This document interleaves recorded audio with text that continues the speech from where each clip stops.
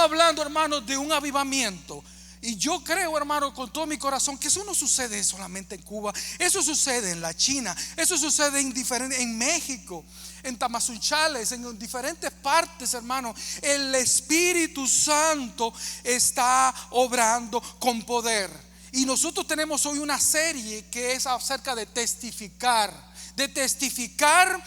Pero yo creo, hermanos, que es testificar en el poder del Espíritu Santo.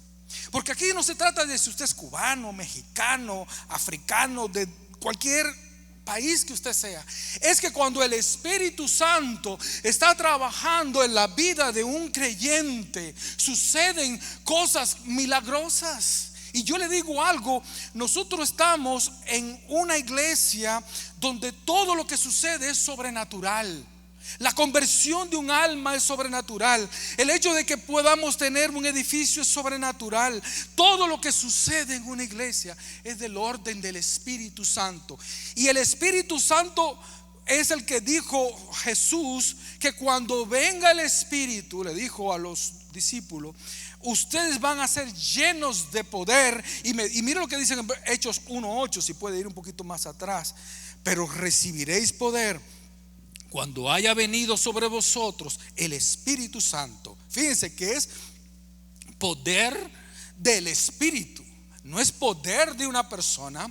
Me seréis testigos en Jerusalén, en toda Samaria, en toda Judea, en Samaria y hasta lo último de la tierra.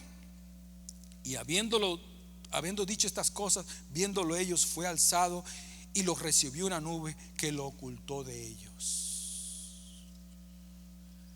La promesa vino en el día de Pentecostés. Se derramó el Espíritu Santo. Y ahora todo creyente que acepta a Cristo como su Salvador es un recipiente del poder. ¿De quién? Del Espíritu Santo. ¿Estamos hasta ahí? Por lo tanto, yo creo, hermano, con todo mi corazón, que cuando Dios está obrando en una iglesia, cualquiera que esté en cualquier parte del mundo, esa es una iglesia que persevera. Si había algo que tenía la iglesia primitiva, era una iglesia perseverante. Es que no se dejaban, era que seguían y no paraban de predicar y enseñar a Jesucristo. Pero la perseverancia que se nota en el libro de Hechos, capítulo 2, versículos 42 al 47, es una perseverancia en 4 áreas. Y yo sé que no podemos cubrirlas así todas a profundidad, pero voy a ir por alguna de ellas. La primera es la doctrina. Note esto, hermano. Verso 41. Así que los que recibieron la palabra fueron bautizados, y se añadieron aquel día, ¿cuántos? Como 3,000 personas. Inmediatamente que se produjo el derramamiento del Espíritu Santo, tuvieron 3,000 almas. Lo primerito que habla la Biblia es la perseverancia. Hermano, el que persevera triunfa. Amén. El que persevera triunfa, y eso lo dice el mundo secular. Imagínense en la parte cristiana. Pero perseveraban en la doctrina. Yo me quedé pensando, oh wow. Pero Jesús le dijo a los discípulos en Mateo 28, ustedes lo saben, enseñándoles que guarden todas las cosas que os he mandado. Veo aquí en el verso 42 que perseveraban en la doctrina. Digo, oh, bueno. Veo Hechos 6, donde incluso los apóstoles dicen: entonces los 12 convocaron a la multitud de los discípulos y dijeron: no es justo que nosotros dejemos la palabra de Dios para servir a las mesas. Vea el énfasis de nuevo en la palabra. Timoteo, Pablo le dijo a Timoteo: lo que has oído de mí ante muchos testigos, esto encarga a hombres fieles que sean idóneos. ¿Para qué? Para enseñar. Bueno, entonces yo dije, bueno, pero ¿por qué el Espíritu Santo movió a los primeros cristianos primeramente a ocuparse de la doctrina? Doctrina es la enseñanza, ¿okay? ¿Por qué la insistencia de Jesús? ¿Por qué la insistencia de los apóstoles en la enseñanza? Yo le voy a entrar un poquito acá, hermano, en la filosofía, ¿ok? ¿Le parece? Vamos a hacer vamos a entrar un poquito de palabras domingueras y cosas así. Bueno, a veces, ¿verdad? Mira, hermano, el ser humano siempre busca una explicación de aquello que está fuera del mundo físico. Eso es lo que se conoce como la metafísica. Si usted oye, la metafísica es un esfuerzo del ser humano por ver qué es lo que hay después de la materia. Hay algo más acá. Entonces busca dar respuesta a inquietudes que van más allá del mundo natural. Cuando el ser humano cree en algo, que hay algo, que no se llame Dios, lo que sea, que cree que hay algo fuera de lo físico, esa persona lo toma como una fuente para su conocimiento. Ahorita yo voy a explicar esto. Eso se llama en la filosofía la epistemología, ¿verdad? Entonces estamos hablando un poquito acá de palabritas media dominguera, ¿verdad? La epistemología es de donde el ser humano saca la fuente de su conocimiento. Si usted cree que Dios es el ser supremo, como lo es, entonces usted va a sacar su epistemología, es decir, su conocimiento de la palabra de Dios. Si usted no cree en Dios, entonces no le hace caso a la Biblia, porque para usted la Biblia es simplemente un libro y Jesucristo fue un simple hombre. ¿Estamos entendiendo hasta ahí? Yo le voy a decir después hacia dónde voy con esto. Una vez que usted tiene ese conocimiento de esa fuente, entonces ¿qué es lo que hace usted? Esa fuente le dice a usted qué cosa vale y qué cosa no vale. Por ejemplo, si nosotros tenemos la Biblia como la fuente, que es la fuente del conocimiento porque viene de Dios, entonces lo que diga la Biblia va a formar mis valores. Y los valores es lo que se conocen en filosofía como la axiología. Axiología es una palabra compuesta que quiere decir valioso, y logía, el estudio de aquellas cosas que son valiosas para el ser humano. Entonces, si usted no cree que Dios existe, vamos a repasar. Si cree que Dios no existe, entonces la fuente de su conocimiento no va a ser la Biblia, va a ser cualquier otra cosa humana, Sigmund Freud o cualquier otra cosa más.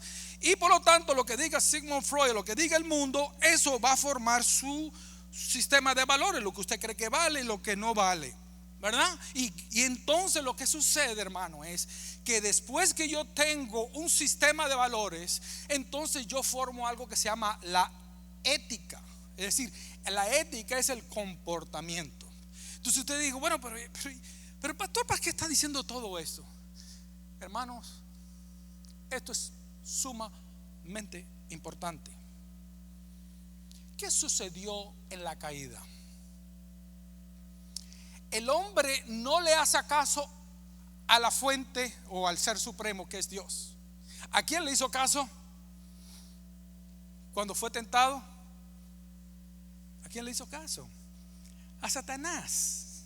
Y cuando Satanás le empieza a enseñar, entonces ellos adquieren una serie de valores que venían de Satanás, porque Satanás le dijo: si tú comes esto, van a ser abiertos tus ojos y vas a conocer el bien y el mal. Y entonces, ¿qué fue lo que provocó eso? Que la ética, ella vio, la mujer y el hombre vieron que esa fruta era algo valioso para ellos. ¿Por qué? Porque venía del conocimiento que Satanás le había dado, porque Satanás se había convertido en el ser supremo que ellos habían creído. Entonces, ¿qué es lo que pasa? Una vez que tú tienes un sistema de valores donde dice, bueno, vio la mujer que el árbol era bueno, eso se llama axiología, un valor, le vio un valor al hecho de desobedecer, entonces su conducta, ¿qué pasó? Su conducta fue alterada. ¿Entiende usted qué es lo que está pasando acá? ¿Entiende usted por qué la Biblia hace tanto énfasis en la enseñanza? ¿Sabe qué, mi querido hermano? Satanás quiere lo mismo que hizo con Adán y Eva, poner conocimientos en su mente. Y hay mucha gente, inclusive, hermano, que para que le vaya bien en la vida acuden a brujos, acuden al ¿cómo se llama? Al horóscopo, acuden a demonios para tener algún tipo de poder para resolver problemas. Y lo que no se están dando cuenta es que el enemigo entonces empieza a tentarlo, a darle un conocimiento mentiroso. Y ese conocimiento mentiroso entonces va a cambiar su estilo de vida. ¿Qué fue lo que pasó después de la caída? ¿Qué fue lo que sucedió? Vino inclusive la ruptura de la familia, que vamos a hablar un poquito más adelante. Entonces lo que está pasando aquí, hermano, es que Satanás quiere mantenernos ignorantes respecto a la palabra. Fíjese que cuando Satanás tienta a Adán y Eva, empieza a citar mal la palabra de Dios. Une la mentira con la verdad para que sea un anzuelo y ellos lo mordieran como lo mordieron. Hoy en día, hermano, tenemos montones de personas que están predicando. Tenemos a un falso profeta llamado Cash Luna. Tenemos un falso profeta llamado Maldonado. Vimos el caso de David Koresh aquí en Waco, Texas. Vimos aquellos que fueron en Guyana, que murieron porque se tomaron un veneno, porque alguien le dijo, un líder religioso le dijo que entonces iban a ir al cielo, y todos murieron, mi querido hermano, por líderes que están predicando falsedades, personas que están predicando maldiciones generacionales. Hay todavía hermanos que creen en la maldición generacional. Tenemos una teología, entre comillas, de la prosperidad. Dale a Dios 10 y Él te va a dar 30. Hermano, tenemos el emocionalismo, iglesias que se guían por emociones. ¿Por qué? Porque hay un desconocimiento de la palabra de Dios. Y te dicen, no estudies porque el Señor en ese momento te lo va a dar. No, porque la letra mata y el espíritu vivifica. Y toda esa serie de mala doctrina, de mentira satánica, lo único que están queriendo hacer, mi querido hermano, es mantener al pueblo de Dios ignorante respecto a la palabra. Pero nosotros sabemos en quién hemos creído, y nosotros sabemos que la enseñanza de la palabra es clave y es número uno. Y la predicación debe ser una predicación expositiva donde explique el texto, mi querido hermano. Nosotros estamos bajo ataque constante, y es un ataque en la mente, queriendo cambiar el corazón de tus hijos, queriéndole vender la ideología de género. La lucha aquí está por la mente, cambiar tus creencias. ¿Para qué? Para que esas creencias que tú tienes entonces cambien tu comportamiento, cambien tu ética, te lleven a pecar. Esa es la agenda del enemigo. Esa es la agenda del enemigo, pero nosotros sabemos mucho más que eso. Amén. Por lo tanto, número 2 de una iglesia, porque esto es una iglesia, hermano, que estaba llena del Espíritu Santo. Estamos hablando de una iglesia poderosa. Vea que dice, un poquito más adelante, en el 42, dice que ellos perseveraban en la doctrina y en la comunión unos con otros, en el partimiento del pan, en las oraciones. Y mira lo que pasó ahí, dice, y sobrevino temor a toda persona, y muchas maravillas y señales eran hechas por los apóstoles. Todos los que habían creído estaban juntos y tenían en común todas las cosas. No, esto no es comunismo, hermano. Esto no es comunismo. Esto es el Espíritu Santo trabajando en el corazón del creyente. Cuando hay llenura del Espíritu, hay comunión en esa iglesia. El segundo elemento del Espíritu Santo, porque recuerde, el libro de los Hechos, el pasaje clave del libro de los Hechos, capítulo 1, verso 8, donde el Señor dice, es el Espíritu Santo el que está trabajando acá. No es la mira en los apóstoles, no. El personaje central de todo el libro de los Hechos es el Espíritu Santo. Por eso es mejor decirle los hechos del Espíritu Santo. Es el Espíritu el que estaba trabajando en el corazón de estos hermanos. Lo mismo que el Espíritu que está en los hermanos de Cuba, de México, de cualquier parte del mundo. Es el Espíritu, es la obra de Él trabajando en los corazones. Y cuando uno está conectado con el Espíritu Santo, ¿qué es lo que pasa? Hay comunión en la iglesia. Amén. Hay comunión. Y el hombre había perdido la comunión con Dios, ¿cierto? cuando ellos pecaron y cuando se rompió la comunión, producto de Satanás y del pecado, ¿usted sabe qué fue lo que pasó? Se rompió la comunión en la familia. Si usted ve, hermano, en Génesis capítulo 4 verso 9, creo que está acá. Mire este caso, porque este hasta risa da. Cuando Dios le pregunta a Caín sobre su hermano, ¿dónde está tu hermano? Vea la respuestita que le da él. ¿Soy yo acaso guarda de mi hermano? Oye, vaya, oye, escucha, oye eso. ¿Sabe lo que estaba queriendo decir? A mí qué me importa mi hermano.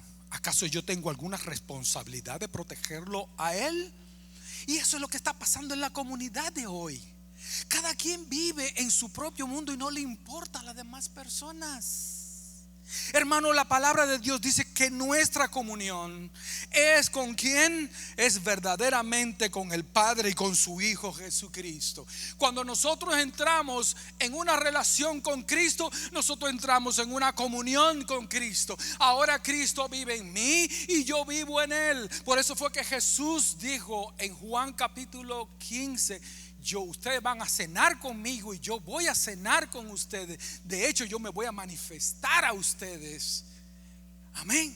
Es la presencia del Espíritu Santo dentro del corazón del creyente. Por lo tanto, cuando uno bautiza a alguien, lo bautiza en el nombre del Padre, del Hijo y del Espíritu Santo. Y la palabra bautizo en griego significa meter dentro de. Por lo tanto, el bautismo es un simbolismo de que ahora nosotros estamos metidos dentro del Padre, metidos dentro del Hijo, metidos dentro del Espíritu Santo, en el sentido de una unión espiritual. No se trata de una religión. Se trata de que cuando hay una conversión, entonces también hay una comunión íntima. Es una relación íntima con el Padre, con el Hijo y con el Espíritu Santo. Y cuando esa unión está presente, hay comunión también con los hermanos. Cuando hay comunión vertical, hay comunión horizontal. Cuando usted ve una persona tóxica que no se lleva bien con nadie, es porque no se lleva bien con Dios.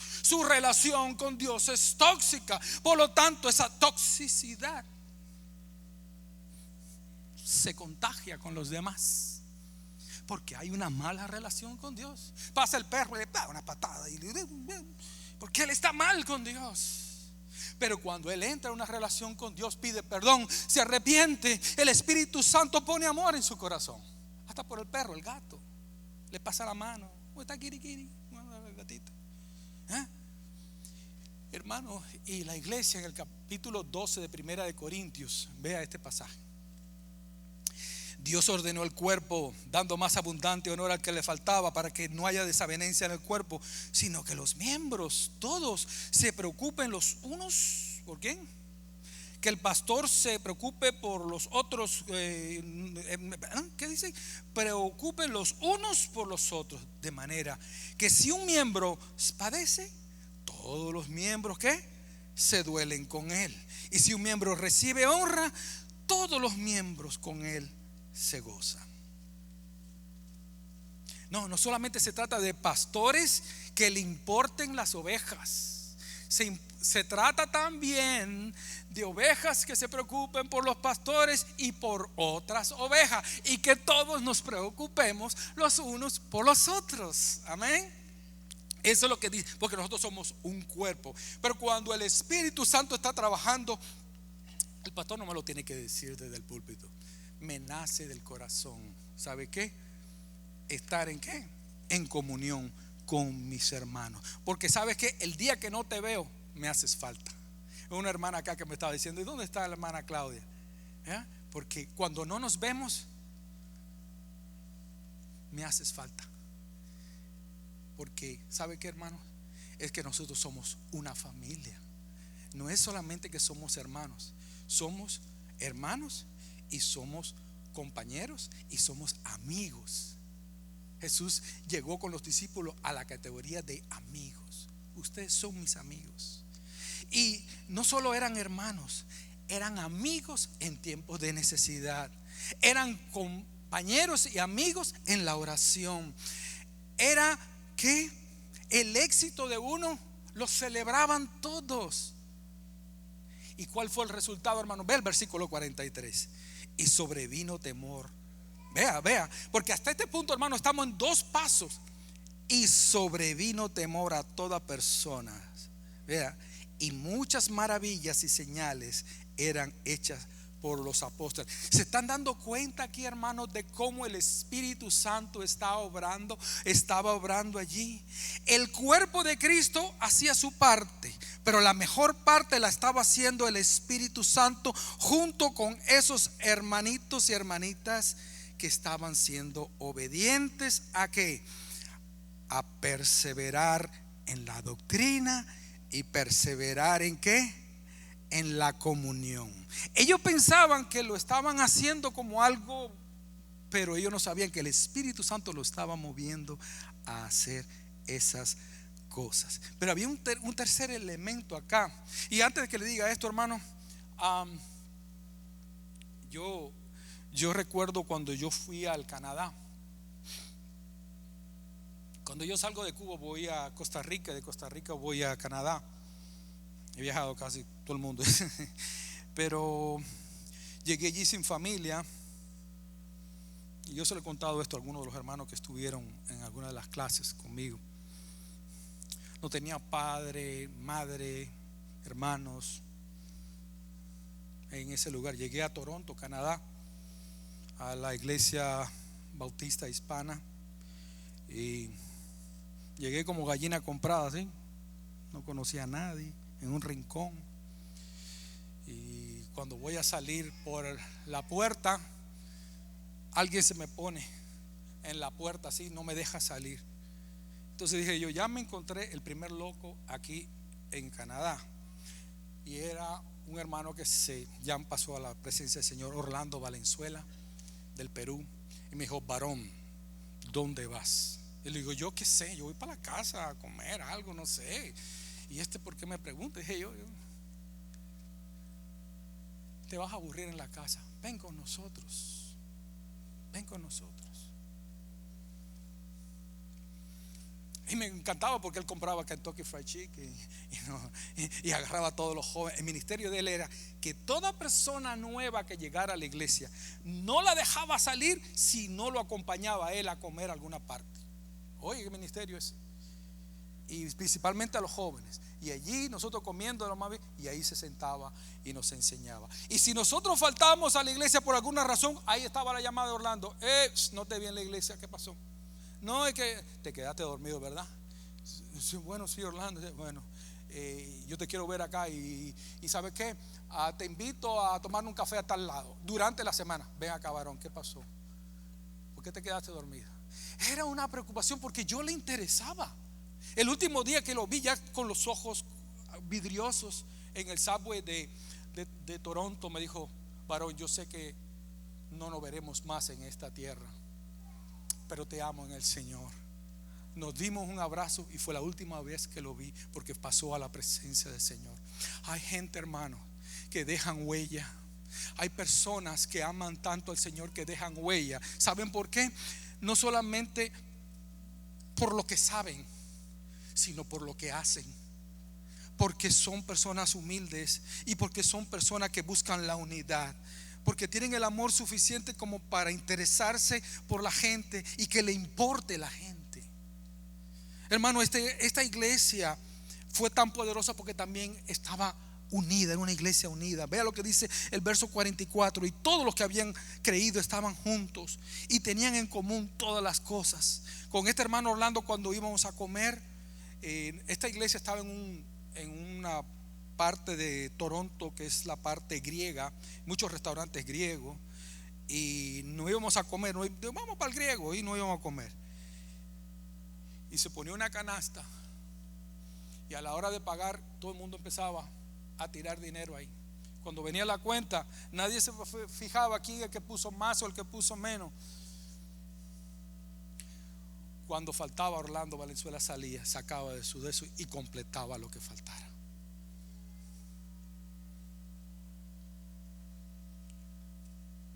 pero llegamos a ser amigos.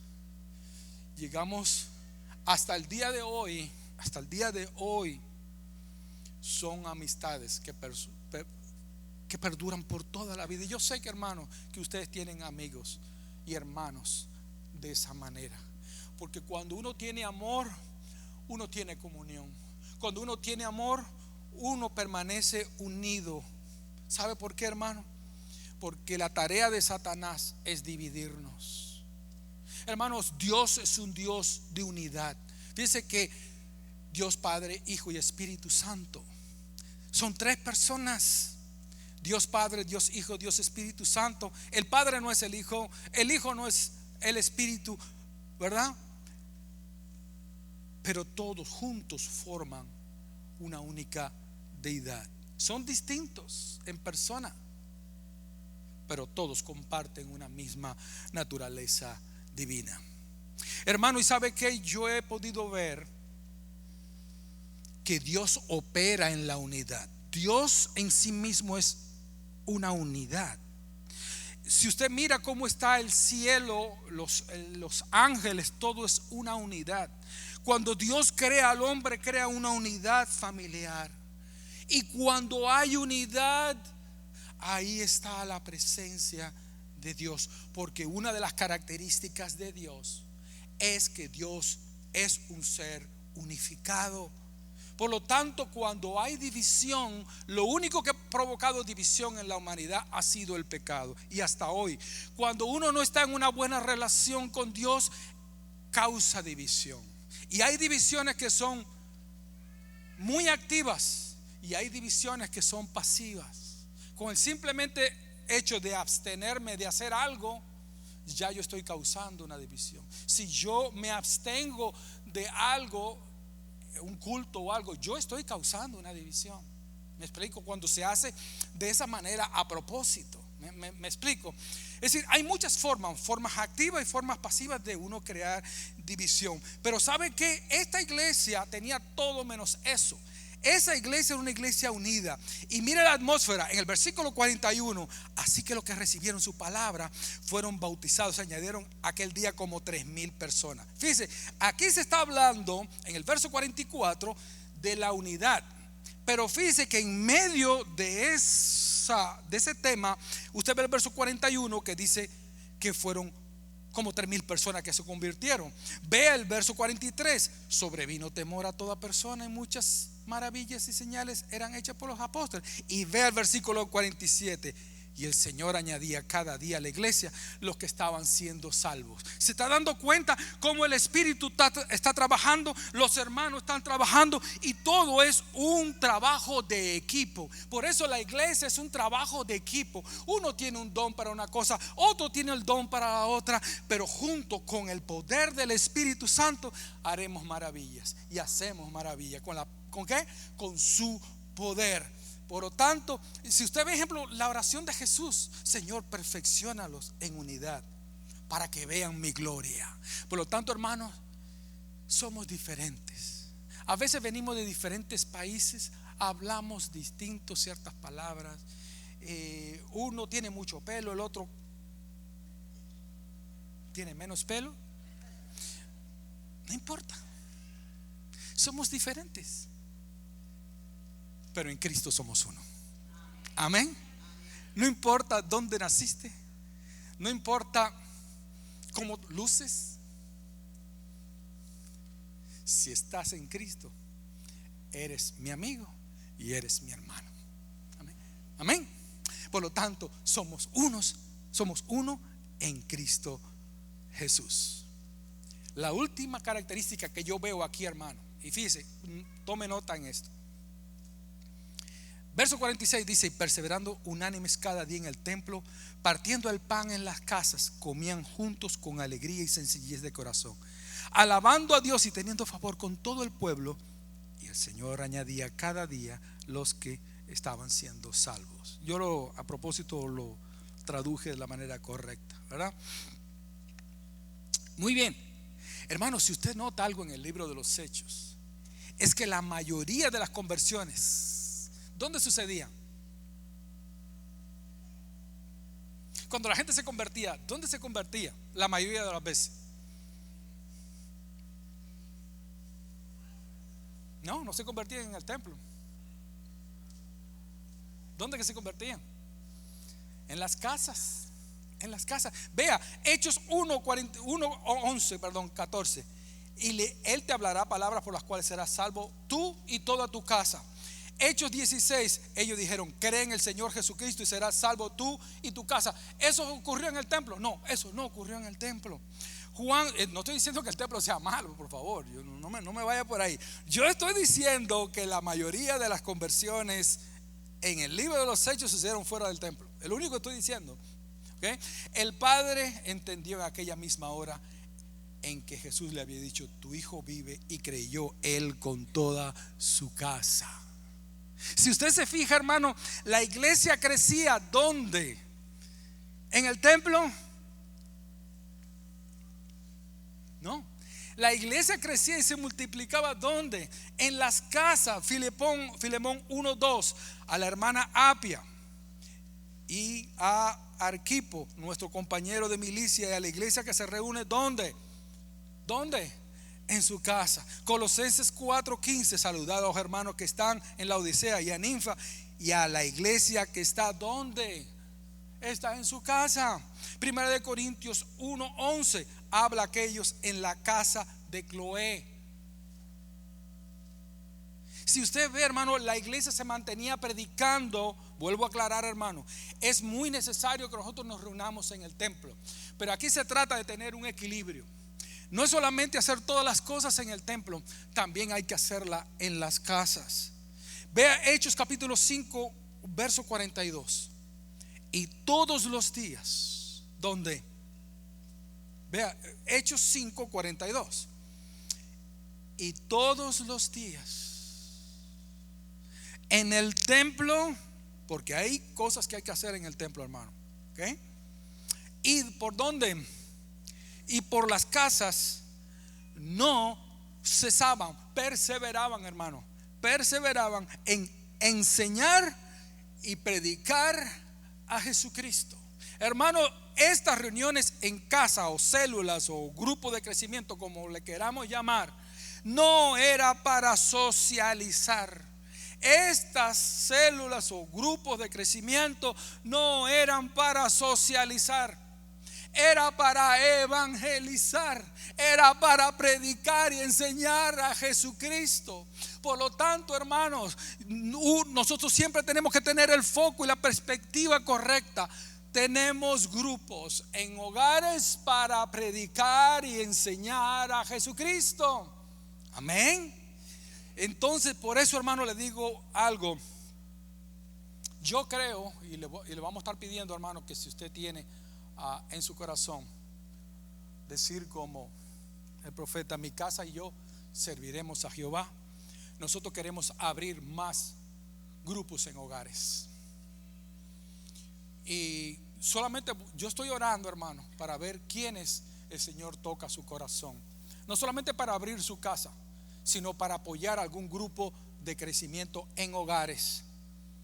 O si usted siente en su corazón ser líder de ese hogar, ya sea ser anfitrión, ya sea participar, simplemente participar, o a lo mejor liderar. Por favor, hable conmigo, con la hermana, con mi secre. Aquí está, levante la mano y dele su nombre si usted está interesado. Pero yo sé, hermano, que el Espíritu Santo puede usarnos, ¿saben qué? Para hacer un impacto en la comunidad. Hermano, aquí hay mucha gente con hogares destruidos, con hijos en las drogas, con situaciones tan terribles que nosotros en los hogares, que a lo mejor tienen miedo de llegar a una iglesia o no quieren, pero allí donde ellos están, nosotros podemos llevarle el mensaje de Jesucristo, y nosotros podemos ser luz y podemos ser ¿qué? Sal en este mundo. Piénselo, hermano, ore al Señor, porque la mies es mucha y los obreros somos pocos. Pero que el Señor use tu casa, que el Señor use tu vida, hermano. ¿Para qué? Para poder impactar a nuestra comunidad. Amén. Mira, hermano, con esto voy a terminar. Alguien dijo que la iglesia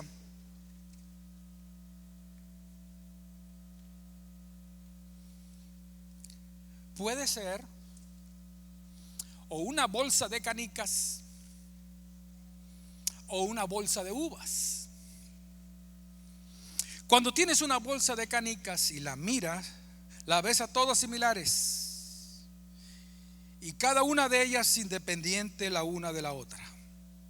Ninguna de las canicas cede a la otra. Y cuando tú agarras la bolsa de canicas y la agitas, ¿qué es lo que pasa? Las canicas chocan las unas con las otras y producen ruido. Pero cuando tienes una bolsa de uvas, no todas las uvas son exactamente igual. Y cuando la agitas, más bien las uvas se unen. Y entre más las aprietas, más se unen. Y si las aplastas, aún más. Hacen que esas uvas produzcan un olor y un jugo agradable. Somos canicas o uvas. Amén. Una iglesia amorosa como esta. Y le voy a decir algo, hermano. Yo estoy orgulloso de esta iglesia, porque aquí hay una iglesia de hermanos y hermanas que aman a Jesucristo y aman a sus hermanos. Pero yo creo, hermano, que si hacemos un impacto a la comunidad, mostrándole amor, mostrándole unidad entre nosotros, yo creo que vamos a poder impactar. Hay muchos jóvenes que se van a las pandillas buscando un amigo, alguien que los acepte, un lugar donde no puedan ser juzgados. Hermanos, el amor de Cristo se ha derramado en la iglesia de Calvary para que nadie tenga que recurrir a pandillas y hacer cosas ilícitas, sino que tengan un lugar sano donde puedan pasar aquí y ser restaurados. La iglesia es un hospital espiritual donde las personas llegan y son restauradas. Y esta iglesia, sobre todo, es una iglesia que puede dar testimonio de que muchas personas han llegado aquí destruidos y han sido sanados por medio del evangelio de Jesucristo y por el amor de los hermanos. Amén. Por lo tanto, hermanos, yo quisiera pedirle en el nombre del Señor, impactemos a nuestra comunidad. Esta es la serie que estamos teniendo, una serie donde estamos enfocados. Vamos a ocuparnos, vamos a interesarnos por las personas. Vamos a abrir grupos en hogares. No importa lo que el Señor ponga, cuántos Él ponga, pero vamos a tocar la vida de la gente con la doctrina, sí, con la comunión, ser los amigos, con la unidad en tiempos difíciles, pero también en el templo y fuera, para que el nombre de Jesucristo sea conocido y para que todo lo que nosotros hagamos redunde para su gloria, para su honra y para su alabanza. Amén. Que el Señor le bendiga, hermano, y les guarde. Vamos a orar. Padre Santo, gloria a Dios.